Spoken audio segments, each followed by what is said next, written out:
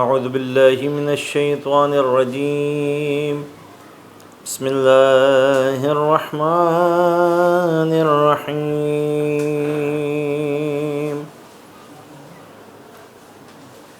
قل هو اللہ احد اللہ الصمد لم یلد ولم یولد ولم یکن له کفوا احد صدق اللہ العلی العظیم بر محمد وآل محمد صلوات اللہم صلی علی محمد وآل محمد وعجل فرجهم۔ چند اشعار ایک کلام سے پیش خدمت ہے۔ قرآن کے لبوں پہ ہے مدحت رسول کی،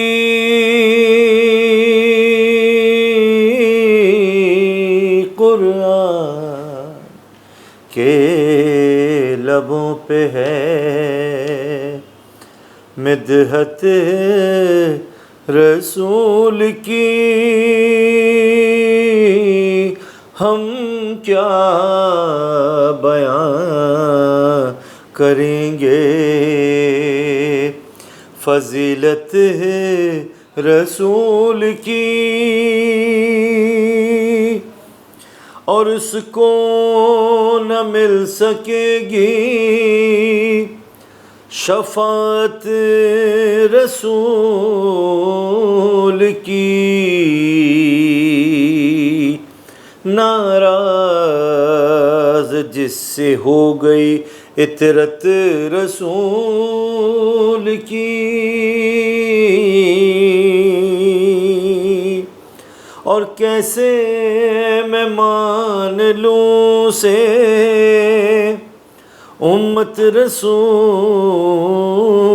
کی، دیتی نہیں جو چومنے تربت رسول کی، اور کتنے وہ خوش نصیب تھے اصحاب باوفا، کرتے تھے رات دن وہ زیارت رسول کی، کرتے تھے رات دن جو زیارت رسول کی، اور ایسے بھی بد نصیب تھے کچھ بد نصیب لوگ، سمجھے نہ ساتھ رہ کے طبیعت رسول کی، اور قرآن کی کر رہے ہیں تلاوت سبھی، مگر قرآن کر رہا ہے تلاوت رسول کی، قرآن کر رہا ہے تلاوت رسول کی،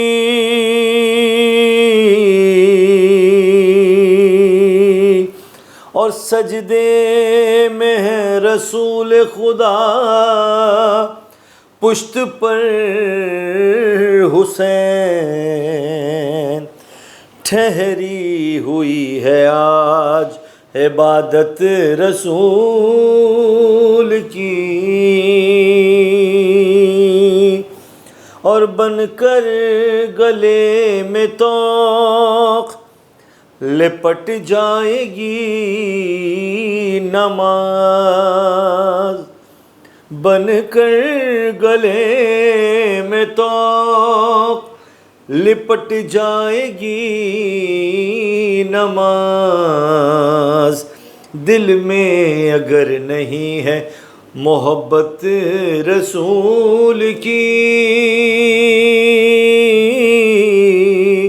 اور باغ جناں میں قیصر و حسنین جائیں گے، باغ جناں میں قیصر و حسنین جائیں گے، یہ مدح خواں رسول کے جنت رسول کی،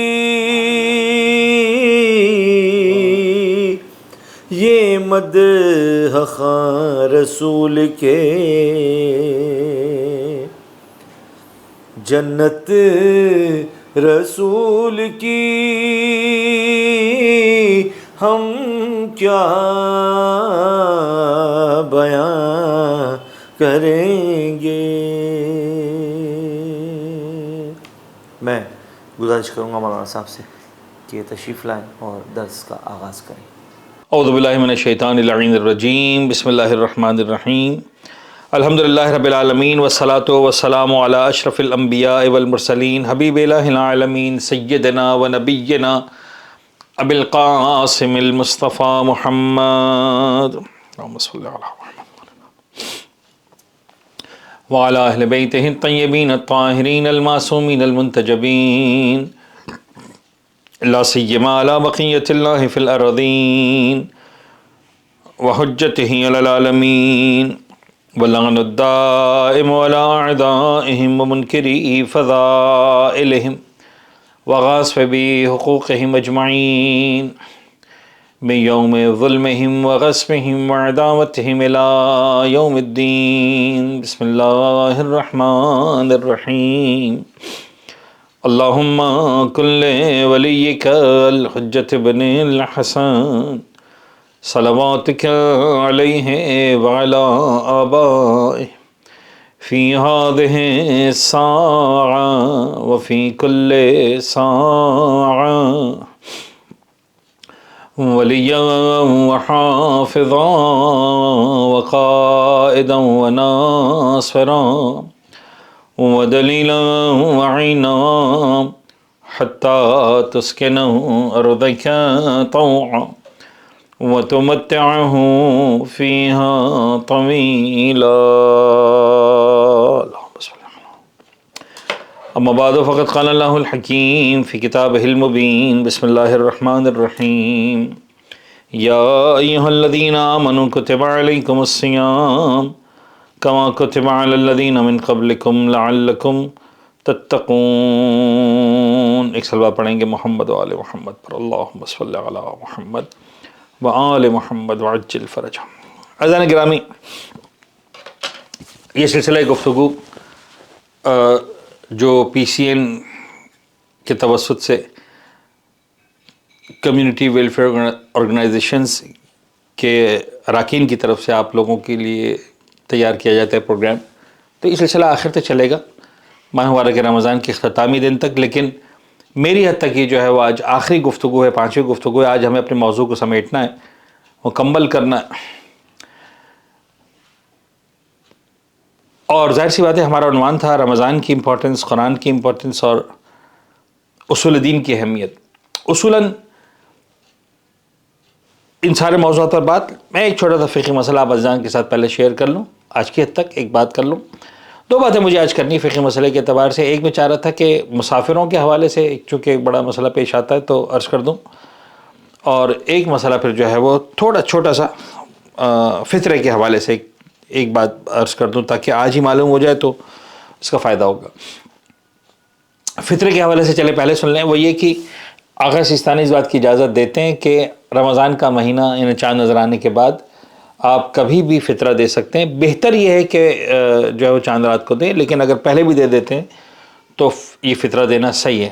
تو لوگ اگر آپ آج بھی فطرہ دینا چاہتے ہیں تو آپ دے سکتے ہیں فطرہ۔ اب میں اس وقت فطرے کے مسائل میں نہیں جاؤں گا، لیکن بہرحال 3 کلو گندم چاول اس کی قیمت جو بھی آپ اپنے اور اپنے اہل و عیال کے جو ہے وہ جو صاحب خانہ ہے جو گھر کا سربراہ ہے وہ اپنے ان تمام افراد کا جو اس کے اہل و عیال کاؤنٹ ہوتے ہیں عید کی رات کے اعتبار سے ان سب کا جو ہے فطرہ وہ ادا کرے تو ابھی بھی ادا کر سکتا ہے. ہاں زیادہ بہتر یہ ہے کہ قرضے کے طور پر دے دیا جائے اور بعد میں اس قرضے کو فطرے کی نیت میں کاؤنٹ کر لیا جائے تو وہ تمام مراجع نے اجازت دی. لیکن سستانی صاحب بطور خاص اس بات کی اجازت دیتے ہیں کہ آپ رمضان کا چاند نظر آنے کے بعد رمضان کے مہینے میں داخل ہونے کے بعد فطرہ دے سکتے ہیں. یہ ایک بات. دوسری بات میں مسافروں کے حوالے سے بتا دوں ایک دو باتیں, اور وہ یہ کہ مسافر رمضان کے مہینے میں روزہ نہیں رکھ سکتا. لیکن یہ بات ذہن میں رکھیے گا کہ مسافر بننے کے بعد روزہ نہیں رکھ سکتا. مسافر بننے سے پہلے روزہ رکھنا ہے.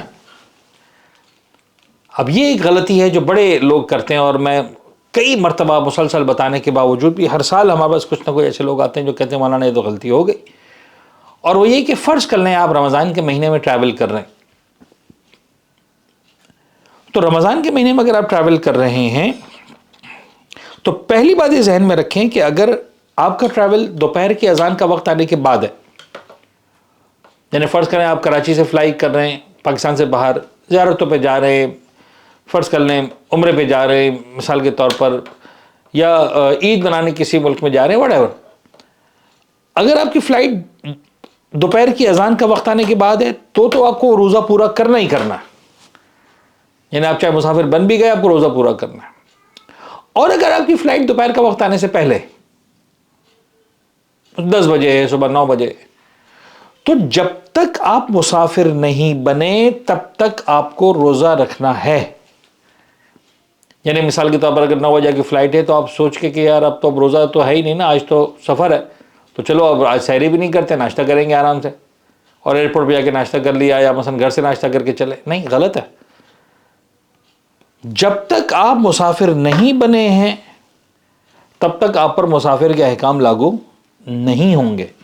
عنوان مسافر کب آئے گا؟ جب آپ کا پلین اڑ جائے گا. فرض کریں جناب علی کہ فلائٹ ڈیلے ہو گئی آپ کی, اور 9 بجے کی جگہ دوپہر کے 1 بجے ہو گئی, 4 گھنٹے لیٹ ہو گئے, اب آپ کیا کریں گے؟ تو جب مسافر بنے تب شریعت کا حکم لاگو ہوگا. تو اگر آپ کی فلائٹ ٹائم پہ اڑ گئی, جیسے آپ کراچی کی حدود سے باہر نکلے, آپ حد ترخص سے باہر نکلے, ٹھیک ہے, اب آپ کا روزہ آپ چاہیں بھی تو نہیں رکھ سکتے.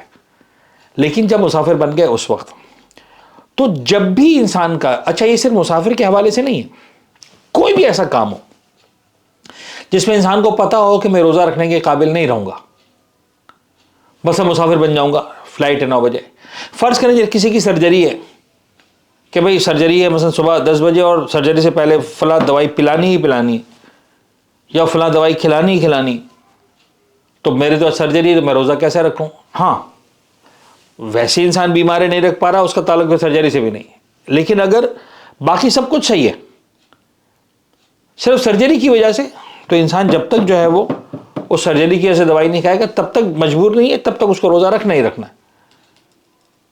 یعنی جب بھی آپ کو پتا ہے کہ آپ روزہ نہیں رکھنے والے ہیں تو اس کا مطلب یہ نہیں کہ آپ سحری سے روزہ ختم کر دیں. سمجھانا صرف یہ, جب سحری کا وقت آیا تو اس وقت مسافر ہو نہیں, اس وقت تمہاری سرجری ہو رہی نہیں, اس وقت تو نجاست کے عالم میں ہو نہیں, بعد میں تم کو پتا ہے 9 بجے 8 بجے 10 بجے سب کچھ پتا ہے اپنی جگہ, جب تک تم جو ہے وہ والا عنوان نہیں آیا, مسافر کا عنوان, نجاست کا عنوان, پتہ نہیں بیماری کا عنوان, تب تک جو ہے وہ روزہ رکھنا ہی رکھنا ہے. میں ایک سیگمنٹ ہی عرض کر سکا, مجھے اندازہ ہے کہ میں ایک دوسرا چلے آپ کو سیگمنٹ عرض کر دیتا ہوں کہ یہ ہے جب آپ اپنے وطن سے جا رہے ہیں. اچھا اب مثال کے طور پر آپ اپنے وطن میں آ رہے ہیں, تو اگر آپ دوپہر کی اذان کے بعد لینڈ کرتے ہیں تو ویسے ہی آپ کا روزہ نہیں ہے. اگر دوپہر کی اذان سے پہلے لینڈ کرتے ہیں, آپ دوپہر کی اذان کا وقت آنے سے پہلے اپنے وطن پہنچ جاتے ہیں, تو آپ کے پاس 2 آپشنز ہیں, چاہیں تو آپ روزہ رکھیں چاہیں تو نہ رکھیں. لیکن یہ 2 آپشنز جب تک آپ مسافر ہیں تب تک ہیں. یعنی جب آپ مسافر ہیں تب تک روزہ نہیں رکھ سکتے. اب آپ سے پوچھا جائے گا آپ کو روزہ رکھنا ہے کہ نہیں, آپ کہتے ہیں ہاں رکھنا ہے, تو ہم سمجھائیں گے کہ سفر کے دوران کچھ مت کھاؤ پیو, کوئی ایسا کام مت کرو اس سے روزہ باطل ہوتا ہو. تو جب دوپہر کی اذان سے پہلے وطن پہنچو گے تو خود بخود روزہ واجب ہو جائے گا. اگر کوئی ایسا کام نہیں کیا تھا جس سے روزہ باطل ہوتا تو اب روزہ رکھنا ہی رکھنا ہے. اور اگر روزہ نہیں رکھنا چاہ رہے آپ کو پتہ ہے کہ یار سفر کر کے آئیں گے نہیں رکھ پائیں گے, تو سفر میں چاہے ایک گھونٹ صحیح پانی پی لیں، تو چونکہ آپ پانی پی چکے ہیں یا کوئی بھی ایسا کام کر چکے ہیں جس سے روزہ باطل ہوتا ہے، تو اب آپ جب لینڈ کریں گے تو چونکہ آپ درمیان میں کوئی ایسا کام کر چکے ہیں تو چاہے ظہر سے پہلے بھی آ چکے ہیں، اب آپ کو روزہ رکھنا واجب نہیں ہے، اس لیے کہ آپ اپنا روزہ پہلے سے توڑنے والا کام کر چکے ہیں۔ ایک سلوہ پڑھ دیں گے محمد و آل محمد پر۔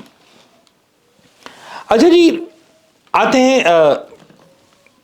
آج اس آخری عنوان پر کہ جس پر ہمیں اپنی گفتگو کو آپ کے ساتھ مکمل کرنا ہے، رمضان کی امپورٹنس، قرآن کی امپورٹنس اور اصول دین کی اہمیت۔ اچھا، اصول دین کے حوالے سے جو ٹیم کا پروگرام ہے وہ یہی ہے کہ اب اگلے 25 دن 5 دن بزرگوار علماء کرام، ہمارے برادران، ہمارے سر کا تاج علماء کرام انشاءاللہ جو ہے وہ توحید، عدل، نبوت، امامت اور قیامت کے عنوان پر 5 لیکچرز دیں گے۔ لہٰذا میں اس وقت توحید مجھے بیان نہیں کرنی، یا مثال کے طور پر عدل الہی کے کانسیپٹ کو ڈسکس نہیں کرنا، یا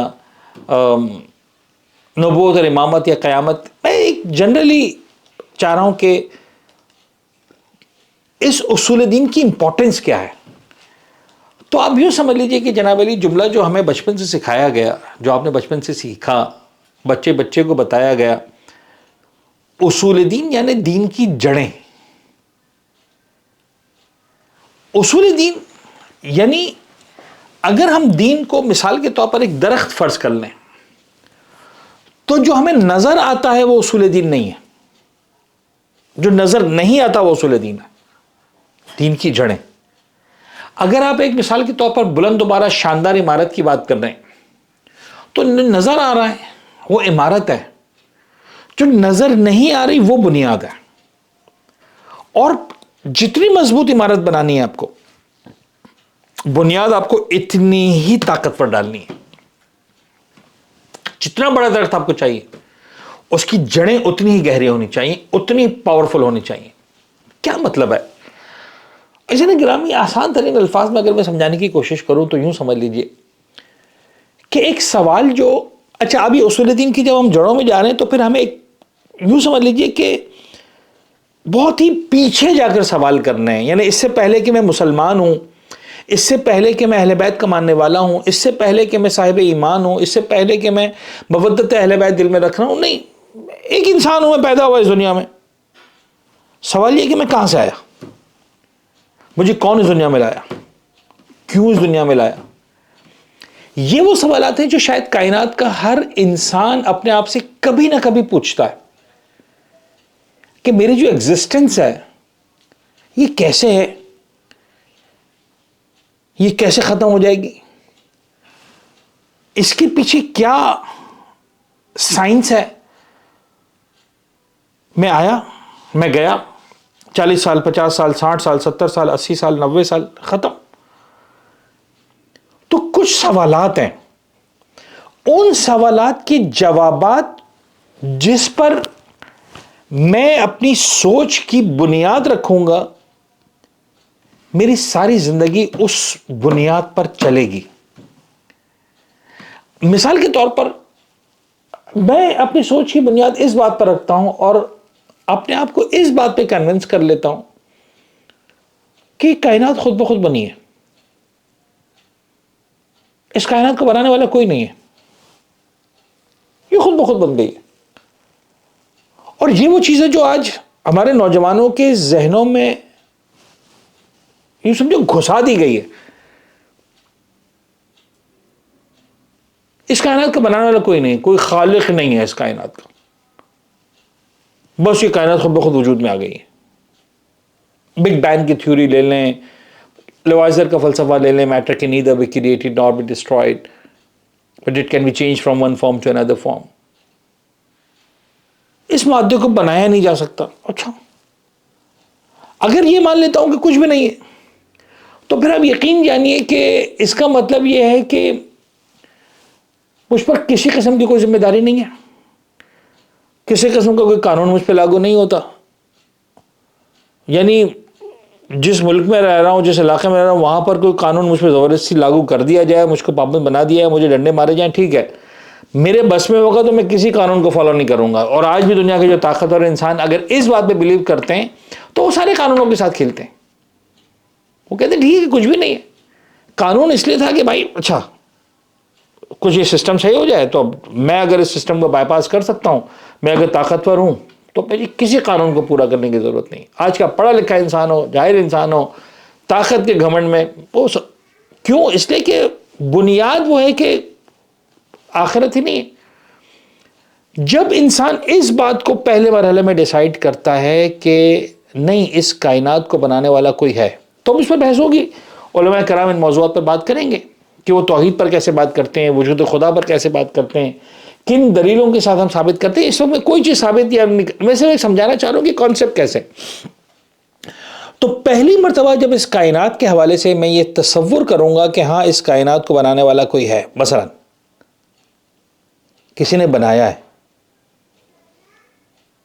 تو وہ کون سی ذات ہے, کیسی ذات ہے, وہ ذات جس نے اس کائنات کو بنایا وہ کیسی ہوگی. جب یہاں تک بات آئے گی تو ہم اس ذات کی صفات پر بات کریں گے. یہ پھر توحید کے چیپٹر میں صفات ثبوتیہ, صفات سلبیہ کی جو آپ کبھی تصور سے سنتے ہیں, وہ ساری باتیں ہیں کہ وہ کیسا ہے کیسا نہیں ہے.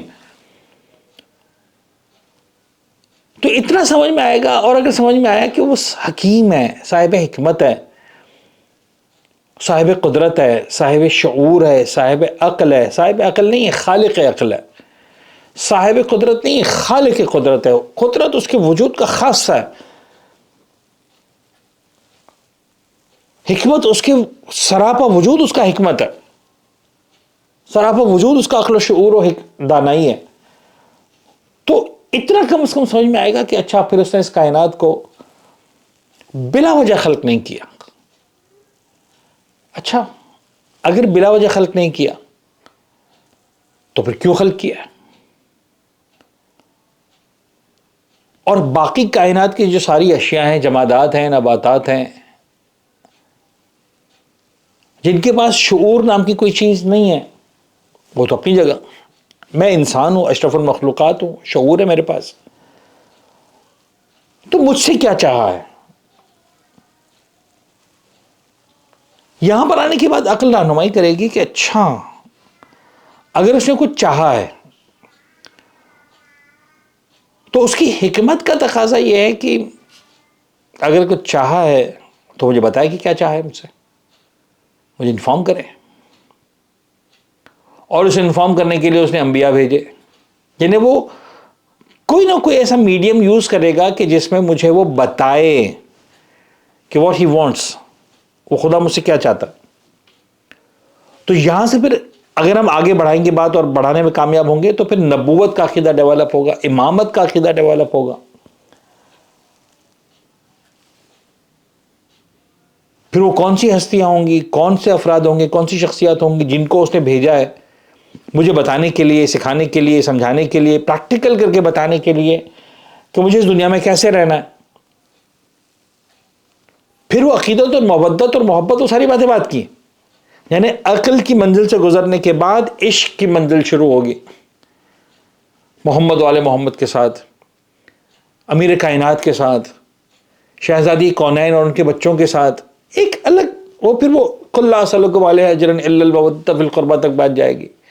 پھر وہ کربلا کے پیدل سفر تک بات جائے گی. وہ پھر وہ جناب علی خوشی و غمی تک بات جائے گی. پھر وہ تولا اور تبرہ تک بات جائے گی. لیکن وہ سارے مراحل بات کے ابتدا میں یہ طے کرنا پڑے گا کہ کیا واقعی کوئی ہے, جس نے بھیجا ہے, کس کو بھیجا ہے, کون کوالیفائی کرتا ہے آنے کے لیے, وہ سسٹم کیسے آئے گا, وہ سسٹم کیسے بنے گا. اور پھر جناب علی عقل انسانی کچھ جگہوں پر آ کر الجھے گی کہ ٹھیک ہے سب کچھ مان لیا, لیکن بہرحال میں اس پوری کائنات میں دیکھتا ہوں کہ پروردگار کے نمائندوں کی ماننے والے بھی ہیں, نہ ماننے والے بھی, نہ ماننے والے زیادہ ہیں. ان رولز ریگولیشنز کو فالو کرنے والے بھی ہیں, نہ کرنے والے بھی ہیں, نہ کرنے والے زیادہ ہیں. مظلومین بھی ہیں, ظالمین بھی ہیں, صحیح راستے پر چلنے والے بھی ہیں, غلط راستے پر چلنے والے بھی ہیں, اپنے ایک بنائے ہوئے قانون کو توڑنے والے بھی ہیں. تو اس کا مطلب کیا ٹھیک ہے، جو آج جملے چلتے ہیں اور یہ سوچے بغیر کہ ان کا امپیکٹ کیا ہے، اس کا نتیجہ کیا ہے، اس کے اثرات کیا ہیں، وہ ضرورت نہیں ہے تمہیں ماضی میں جینے کی، ریگریٹ کرتے رہنے کی، مستقبل کے لیے پریشان ہونے کی ضرورت نہیں ہے، اپنے حال میں جیو. یعنی جو ہے وہ یہی تمہاری زندگی، ایک دن 2 دن 4 دن تمہیں ملی ہے، اسی کو انجوائے کر لو. یہ ایک اعتبار سے بہت اچھا ہے. یعنی خدا پر ایمان اور یقین کے بعد بھی سمجھانے کے لیے کہ آپ بلا وجہ اپنے آپ کو اذیت میں نہ ڈالیں، بلا وجہ جو ہے وہ مستقبل کی فکر نہ کریں اپنے کو. لیکن ایک امپیکٹ اس کا یہ بھی ہے کہ you do not need to worry about any thing. کچھ ہے ہی نہیں، جو ہے وہ تمہارا حال ہے. آج انجوائے کر لو، آج تمہیں مل گیا ہے، پینے کے لیے پی لو، بولنے کے لیے بول لو، مستی کرنے کے لیے مستی کر لو، شرارت کرنے کے لیے شرارت کر لو. جو آج تمہارے پاس طاقت جتنی ہے اس کو اچھی طریقے سے اس کے اپنے ہائی پوٹینشیل پہ انجوائے کر لو. تو مثبت منفی دونوں میں نہیں. تو میں کہتا ہوں کہ کیا واقعاً پھر اس کے بعد کچھ ختم، یعنی انسان مر گیا تو اس کے بعد کچھ بھی نہیں؟ یعنی اچھے بننے کا کیا فائدہ ہوا، برے بننے کا کیا نقصان ہوا؟ ایک انسان زندگی میں جو ہے وہ تکلیفیں برداشت کرتا رہا تو اس کو واٹس دا بینیفٹ؟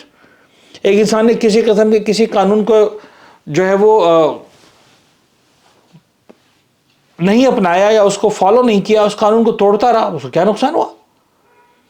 دنیاوی قانون بھی اگر ایسا بنایا جائے جس میں کوئی کانسیکوینسز نہ ہو، مجھے کہا جائے ریڈ سگنل پہ رکنا ہے اور نہیں رکو تو کچھ بھی نہیں ہوگا، تو میں کیوں رکوں؟ تمہیں اوور اسپیڈنگ نہیں کرنی ہے، اچھا کر لی تو کچھ بھی نہیں، تو میں کیوں رکوں؟ تمہیں کسی کو ایکسیڈنٹ میں نہیں مارنا، اوکے اگر مار دیا تو نہیں تو کچھ بھی نہیں. انسان قانون پہ عمل ہی اس وقت کرتا ہے جب اس کو باقاعدہ طور پر کانسیکوینسز بتائے جاتے ہیں. دیکھو ریڈ سگنل پہ نہیں رکو گے تمہارا اس طرح سے جرمانہ ہوگا، چالان ہوگا، تمہاری گاڑی ضبط ہو سکتی ہے، تمہارا لائسنس کینسل ہو سکتا ہے، ہم تم کو گاڑی چلانے کی اجازت نہیں دیں گے. اب مجھے پابند ہو جاؤں گا کہ اگر مجھے پتہ چل گیا کہ ہاں یہ کانسیکوینسز ہیں، یہ جناب علی نتائج نکلنے والے ہیں، تو پھر میں رکوں گا ورنہ نہیں رکوں گا. مجھے پتہ چل جائے کہ میں ایکسیڈنٹ کروں گا تو اس کے نتائج ہیں، مجھے پھانسی چڑھ سکتی ہے، مجھے اوور اسپیڈنگ کرنے پر مثال کے طور پر جو جرمانہ ہو سکتا ہے، میری گاڑی بند ہو سکتی ہے. جب کانسیکوینسز پتہ چلتے ہیں، جب نتائج پتہ چلتے ہیں تو انسان رکتا ہے. اور آپ ذہن گرامی یاد رکھیے گا، میں یہاں پر ان بحثوں میں نہیں جا رہا کہ جہاں مولا کائنات وہ فرماتے ہیں کہ معبود تجھے عبادت کے لائق جانا ہے، وہ ایک الگ لیول ہے. وہ جو 3 لیولز بتاتے ہیں کہ آزاد لوگوں کی عبادت اور تاجروں کی عبادت، اور لیکن سب سے زیادہ جو چیز انسان کو پابند بناتی ہے قانون کا وہ ہے کانسیکوینسز. قیامت اس لیے ضروری ہے کہ پتہ چلے کہ اگر میں نے غلط کام کیا ہے تو مجھے اس کی سزا ملنی ہے. ابھی قیامت کا کانسیپٹ کیسے آئے گا، عقلی اعتبار سے کیسے ڈیولپ ہوگا، عقیدے کے اعتبار سے اس کے اندر کیا باریکیاں ہیں، وہ بھی علماء بیان کریں گے. لیکن سب سے زیادہ پاورفل عقیدہ اس حوالے سے جو انسان کو قانون ماننے پر مجبور کرے وہ قیامت کا عقیدہ. اور آپ دیکھیے کہ اگر آپ تاریخ اسلام کو اٹھا کر دیکھیں، تاریخ اہل بیت کو اٹھا کر دیکھیں، تاریخ پیغمبر اکرم کو اٹھا کر دیکھیں، تو سب سے زیادہ جو اعتراضات ہوئے وہ شاید خدا پر اتنے زیادہ نہیں ہوتے، سب سے زیادہ اعتراض قیامت پر ہوتے ہیں. یعنی یہ انسان کو سمجھ میں نہیں آتا علمی اعتبار سے، منطقی اعتبار سے، فلسفی اعتبار سے، اپنے بنائے ہوئے ان عقلی قوانین کے اعتبار سے جو انسان نے بنا لیے اور سمجھ رہا ہے کہ یہ آخری ہے اور اس کے بعد کوئی قانون مزید ہے ہی نہیں، کہ قیامت کیسے آئے گی. یہ انسان جو ایک مرتبہ مر گیا ہے یہ دوبارہ پیدا کیسے ہوگا، یہ دوبارہ زندہ کیسے ہوگا، یہ انسان دوبارہ وجود میں کیسے آئے گا. اچھا وجود میں آئے گا تو یہ تو 70 سال میں مرا تھا، تو یہ کون سا والا وجود میں آئے گا، 1 سال والا، 2 سال والا، 3 سال والا، 5 سال والا، 10 سال والا، 15 والا، 20، 25، 30، 40، کون سا والا؟ پھر اگر ہو بھی گیا تو پھر ڈیٹوریٹ دوبارہ نہیں ہوگا. یہ ہمیشہ ہمیشہ کیسا رہ سکتا ہے؟ ہمیشہ 25 والا رہے گا، ہمیشہ 30 والا رہے گا، ہمیشہ 40 والا رہے گا، ہمیشہ 50 والا رہے گا، کون سا والا رہے گا؟ کچھ ڈومینز میں گھرا ہوا ہے، یہ ٹائم کے ڈومین میں گھرا ہوا ہے، پلیس کے ڈومین میں گھرا ہوا ہے. کسی جگہ جناب علی یہ اس وقت ایگزسٹ کر رہا ہے اور جو اس کا وجود ہے وہ ان تمام لوازمات کے ساتھ وجود ہے. کون سا وجود زندہ ہوگا؟ سورہ یاسین کے اندر بڑی اچھے انداز سے قرآن نے اس کو بیان کیا. وَضَرَبَ لَنَا مَثَلًا وَنَسِيَ خَلْقَهُ قَالَ مَن يُحْيِي الْعِظَامَ وَهِيَ رَمِيمٌ. کون اس چورے کو پیدا کرے گا؟ پیغمبر کے سامنے ایک شخص آیا, یعنی وہ پیغمبر سے یہ توحید پر ڈسکس نہیں کر رہا کہ ٹھیک ہے خداؤں کو تو ہم مان رہے ہیں, 360 خداؤں کو مان رہے ہیں, وہ توحید والا جھگڑا الگ, لیکن خدا تو مان رہا. لیکن اے محمد ساری بات ایک طرف یہ بتاؤ کہ تم یہ کہہ رہے ہو کہ دوبارہ انسان پیدا ہوگا, کیسے ہوگا؟ وہ پرانی ہڈی لے کر آیا. قال من یحیی العظام وہی رمیم. کون اس ہڈی کو, اس چورے کو زندہ کرے گا جبکہ یہ ہڈی کو زندہ کرے گا جبکہ چورا بن چکی ہے؟ اب دیکھیے قرآن نے کتنا علمی اور منطقی اعتبار سے اس کا جواب دیا. قل یحییھا الذی انشأھا اول مرہ. صرف ایک جملہ قرآن نے کا جواب میں صرف اتنا کہہ دے گا, لسن, تم آج یہ چورا لے کر آئے ہو نا, اس سے پہلے کیا تھا؟ یہ ہڈی تھی. یہ ہڈی سے پہلے کیا تھا؟ پانی کے قطرہ. اس سے پہلے کیا تھا؟ کچھ بھی نہیں.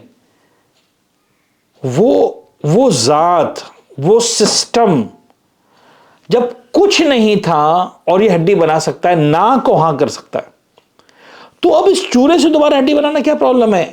میری بات پہ غور کیجیے گا جو میں کہہ رہا ہوں. نہ سے ہاں جس نے کر لیا, وہ ہاں سے ہاں کیا مشکل ہے؟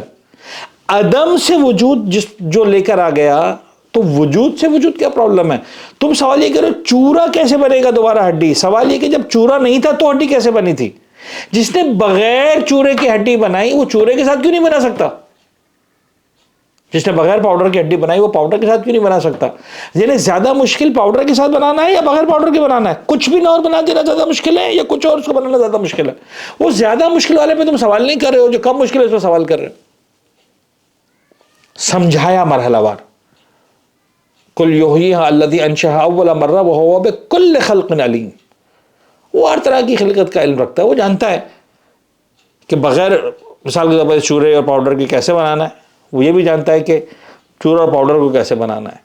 یعنی تم ایک ذات پر ایک سوال یہ اٹھا رہے ہو کہ تم یہ کیسے کرو گے, اور جو سوال تم اٹھا رہے ہو اس کی جو ڈینسٹی ہے, اس کا جو مشکل پورشن ہے وہ بہت کم ہے, اور جسے تم سوال پوچھ رہے ہو وہ اس سے زیادہ مشکل کام کر چکا ہے. یعنی میں آپ کو سمجھانے کے لیے کہوں, ابھی رمضان سے پہلے کرکٹ اور بڑا عروج پہ تھا, تو اسی ایگزامپل دے دوں.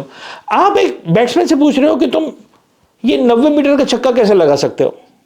کس بیٹسمین سے پوچھ رہے ہو؟ جو آلریڈی 100 میٹر کا چھکا لگا چکا ہے, 110 میٹر کا چھکا لگا چکا.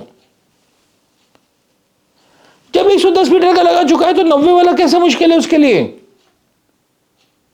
ایک بالر سے آپ پوچھ رہے ہو کہ تم مثال کے طور پر 110 کلومیٹر کی سپیڈ کی بال کیسے کرا سکتے ہو, کیسے پاسبل ہے؟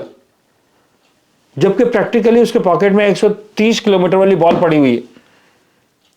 وہ اپنے کیریئر میں 130 کلومیٹر پر آور کی سپیڈ سے بال کروا چکا ہے, تو اس پر سوال بنتا نہیں ہے کہ تم 110 کلومیٹر کی کیسے بناؤ گے. وہ بڑا کام کر چکا ہے. پروردگار یہ سمجھا رہا ہے, بابا پروردگار کچھ نہیں تھا, بڑی کائنات بنا چکا ہے, تو اس کی جیسی کیوں پروڈیوس نہیں کر سکتا؟ اس کو ریپلیکا کیوں نہیں کر سکتا؟ اس کی ڈپلیکیٹ کیوں نہیں بنا سکتا؟ قل یحییھا الذی انشأھا اول مرہ وہو بکل خلق علیم الذی جعل لکم من الشجر الاخضر نارا فاذا انتم منہ توقدون ولیس الذی خلق السماوات والارض. جس نے زمین اور آسمان کو خلق کر چکا ہے آلریڈی, بقادر علی یخلق مثلہم, جو پورا سسٹم بنا چکا ہے, کیا وہ اس کو کاپی نہیں کر سکتا, اس کی مثل نہیں بنا سکتا؟ تو بہرحال انشاءاللہ بزرگان علماء جو ہے وہ ان موضوعات پر بات کریں گے, اصول دین کی امپورٹنس پر, لیکن اس پر جو ہے وہ ہمارے سمجھ لیجئے کہ پوری زندگی کی بنیاد کھڑی ہے عقیدے کی.